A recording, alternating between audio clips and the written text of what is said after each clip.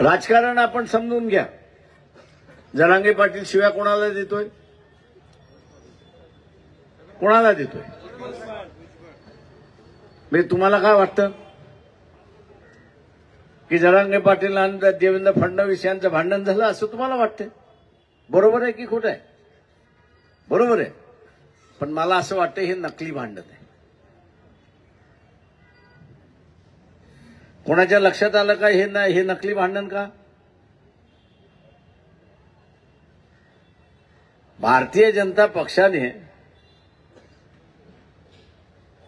जर ओबीसीच्या बाजूने भूमिका घेतली, ओबीसीच्या बाजूने भूमिका घेतली आणि जरांगेने जर असताना देवेंद्र फडणवीसला टार्गेट केलं तर मी समजू शकतो की हे भांडण आहे. हे भांडण आहे.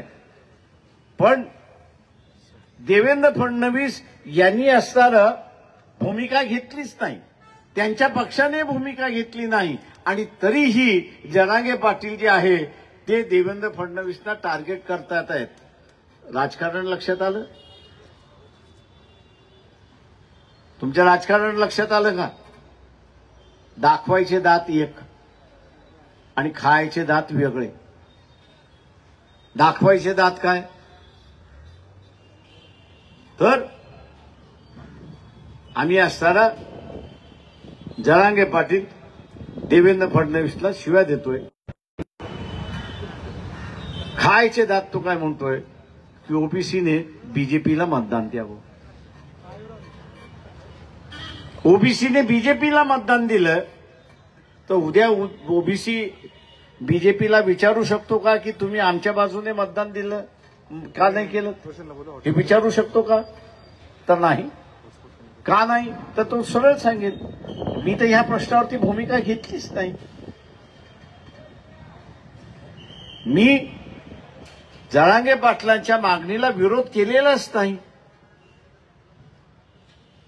जरांगे पाटलाच्या मागणीला आम्ही विरोध केला नाही. तुम्ही आम्हाला मतदान दिलेलं आहे याचा अर्थ की आम्हाला जे पाहिजे ते करायचं आहे आणि आम्हाला जे पाहिजे ते इथला असणारा जरांगे पाटलांना जे पाहिजे तेच आम्हाला करायचं आहे. आणि मग त्याला फसून घेऊ नका. राजकारण समजा. दाखवायचे दात एक आणि खायचे दात वेगळे.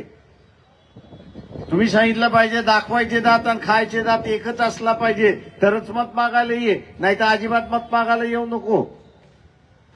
आणि म्हणून उद्याच्या असणाऱ्या ह्या कालावधीमध्ये आपल्याला शांतता राखायची आहे. जे राजकीय मत आहे ते राजकीय मत राहिलं पाहिजे, ते सामाजिक मत होता कामा नये. गावामधला वितूंचा वाद होणार नाही याची आपण दक्षता घेतली पाहिजे आणि ती दक्षता घेत आपण आरक्षण वाचूया एवढंच आवाहन मी आपल्या सगळ्यांना करतो आणि रजा घेतो.